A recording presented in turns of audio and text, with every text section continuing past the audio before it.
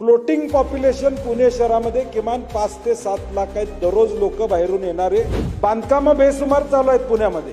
त्याचं पाण्याचं कुठलंही नियोजन या ठिकाणी नाही. 17.5 TMC पाणी हे विना ट्रीटमेंट करता नदीमध्ये आज पुण्यामध्ये सोडलं जाते. 17.5 TMC पाणी. बेबंदशाही चाललेलं आहे. त्यांना कशाचं घेणदेण नाही. लाखो लोक त्या ठिकाणी घरं घेतात पुण्यामध्ये आणि त्या लोकांना पाणी तुम्ही देऊ शकणार नसला तर मग बांधकाम परवानग्या कशासाठी देता तुम्ही?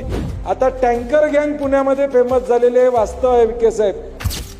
सन्माननीय मंत्री महोदयांनी सांगितलं की 2014ला ज्यावेळी आरक्षण केलं त्यावेळी 2025ची लोकसंख्या गृहीत धरून 31ची लोकसंख्या गृहीत धरून 14 TMCचं आरक्षण केलं. परंतु वापर मात्र आपला 22 TMC साधारणपणे चालू आहे, म्हणजे 7 TMC एक्स्ट्रा. मुळात हा ज्यावेळी आकडेवारी झाली तीच मुळात चुकीची झाली असं माझं म्हणणं आहे. कारण की 2025ची गृहीत आकडेवारी धरताना चूक झाली आहे आणि म्हणून हा वापर त्या ठिकाणी जास्त झालेला. आज पुण्यात सभापती महोदय किमान 1 लाख टँकर्स हे पाण्यानं पाणी पुरवठा करतात अशी परिस्थिती पुण्याची या ठिकाणी. हायकोर्टानं निर्णय दिलाय की जोपर्यंत पाणी पुरवठा तुम्ही देत नाही तोपर्यंत त्या बिल्डरनं पाणी पुरवठा करायचा, या पद्धतीच्या सूचना 2023च्या हायकोर्टच्या जजमेंटमध्ये त्या ठिकाणी दिलेल्या. विखे साहेब 10% कपात करा म्हणून तुम्ही ऑलरेडी सप्टेंबरला काहीतरी सांगितलं असे आमची माहिती आहे की इरिगेशन डिपार्टमेंटनं 10% कपात करा म्हणून सांगितलेलं. आता इथं 80 लाखाची पॉप्युलेशनचा विचार करून करतोय. फ्लोटिंग पॉप्युलेशन पुणे शहरामध्ये किमान 5 ते 7 लाख आहेत. दररोज लोक बाहेरून येणारे, नोकरीच्या निमित्तानं असतील, STनं असतील, रेल्वेनं असतील, विमानानं असतील, यांचा विचार या पाण्यामध्ये घेतलाय का आपण? किमान 5-7 लाख लोक आपणही सभापती माहिती आहे की पुण्यात येणारे आहेत की फ्लोटिंग पॉप्युलेशन आहे. याचा विचार कुठेही या ठिकाणी दिसत नाही. आज 70-75 लाखावर पॉप्युलेशन धरलंय. 2027 पर्यंत 1 कोटीवर पोहोचण्याची शक्यता नाकारता येत नाही. ही आकडेवारी आपल्यासमोर पुणे शहराची त्या ठिकाणी आली. आणि म्हणून माझा स्पेसिफिक नगर विकास मंत्री पण येत आहेत. बांधकाम बेसुमार चालू आहेत पुण्यामध्ये. त्याचं पाण्याचं कुठलंही नियोजन या ठिकाणी नाही.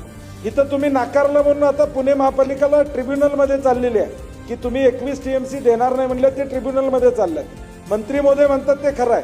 17.5 TMC पाणी हे विना ट्रीटमेंट करता नदीमध्ये आज पुण्यामध्ये सोडलं जाते. 17.5 TMC पाणी म्हणजे 20 TMCतल्या वापरातलं फक्त 3-4 TMC पाणी प्रक्रिया करून हे सोडलं जाते. 17.5 TMC हे पाणी तशाचं तसं न प्रक्रिया करता सोडवलं जातं. याच्यावर प्रक्रिया करणं गरजेचं आहे.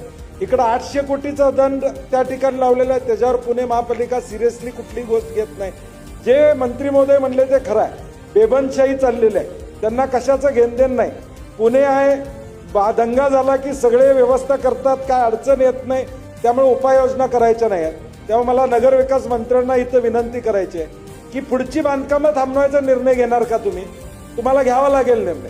तुम्ही जर पाणी देणार नसला तर जो घर विकत घेताय त्याला रस्त्यावर का पाडताय तुम्ही?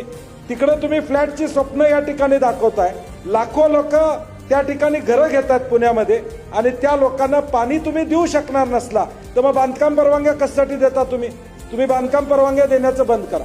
जोपर्यंत या पाण्याचं नियोजन एक्झिस्टिंग होत नाही, जोपर्यंत हे 1 लाख टँकर या पुणे शहरातले बंद होत नाहीत, तोपर्यंत तुम्ही नव्या बांधकाम परवानग्या देऊन आणि याचं वास्तवता वाढवणार का आणि त्याची भूक वाढवणार का?